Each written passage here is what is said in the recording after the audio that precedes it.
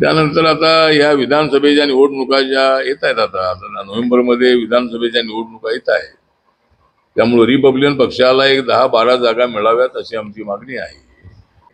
महायुतीच्या नेत्यांना आमची एवढीच विनंती आहे की रिपब्लिकन पक्षाला सन्मान मिळणं अत्यंत आवश्यक आहे. स्थानिक कार्यकर्त्यांची माझ्याकडे सातत्यानं तक्रार आहे की शासन आपल्या दारी जे कार्यक्रम झाले त्याला आमच्या पक्षाच्या लोकांना बोलवलं जात नाही. आता माझी लाडकी बहीण हा कार्यक्रम असतो त्याला आमच्या कार्यकर्त्यांना बोलवलं जात नाही. त्यानंतर सत्तेचा कुठलाही सहभाग दिला जात नाही आहे. राज्याच्या मंत्रिमंडळामध्ये एक तरी मंत्री आमचा आरपीआय असायला हवा होता, तो मंत्री आमचा घेण्यात आला नाही. माननीय देवेंद्र फडणवीस यांनी विस्ताराच्या वेळेला आपला मंत्री घेऊ असं सांगितलं, पण 2, सव्वा 2, 2.5 वर्ष उलटत आली तरी अजून त्या ठिकाणी विस्तार झाला नाही. त्यामुळे रिपब्लिकन पक्षाचा असा अपमान होणं योग्य नाही आहे. रिपब्लिकन जनता ही अभिमानीची जनता आहे.